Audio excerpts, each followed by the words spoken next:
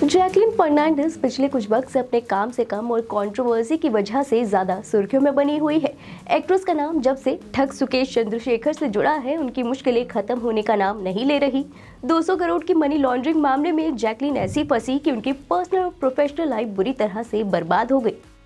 अब तो ऐसा लगता है जैसे उन्होंने इतने सालों में जो भी अपने काम से इज्जत और फैन फॉलोइंग कमाई है, वो भी धीरे धीरे जीरो होती जा रही है। कुछ वक्त पहले तक जैकलीन के एक के बाद एक फिल्में रिलीज हुआ करती थी, लेकिन जैसे ही उनका नाम इस केस में जुड़ा, वो फिल्मों में कम नजर आने लगी। यहाँ तक कि वो किसी इवेंट या शो में भी मुश्किल ही दिखाई देती है।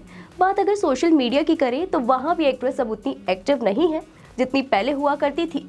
इससे ये तो साफ हो गया है कि सुकेश की एंट्री से जैकलीन अपना सब कुछ गंवाती हुई जा रही है। वहीं अब खबर आई है कि जैकलीन फर्नांडिस ने हाल ही में पटियाला कोर्ट में सुकेश चंद्रशेखर के खिलाफ अपना बयान दर्ज कराया है। इस दौरान एक्ट्रेस ने सुकेश पर कई गंभीर आरोप लगाए।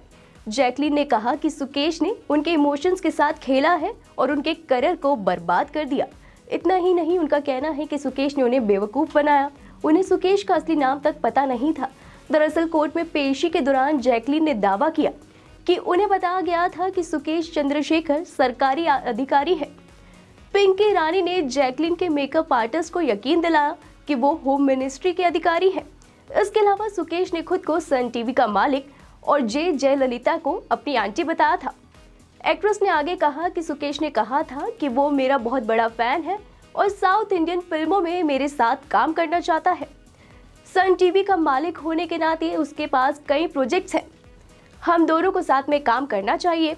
दिन में मैं और सुकेश कम से कम 3 से 4 बार कॉल या वीडियो कॉल किया करते थे।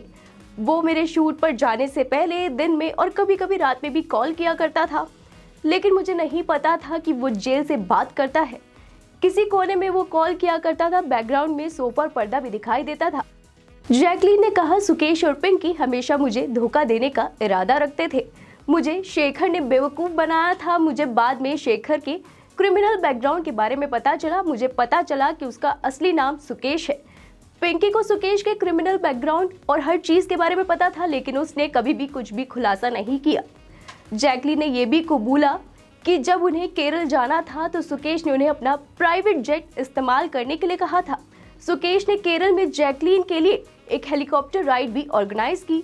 2 मौकों पर जब जैकलीन उनसे चेन्नई में मिली थी, तब उन्होंने सुकेश के प्राइवेट जेट में ही सफर किया था। एक्ट्रेस ने यह भी दावा किया कि सुकेश की उनसे आखिरी बात 8 अगस्त 2021 को कॉल पर हुई थी।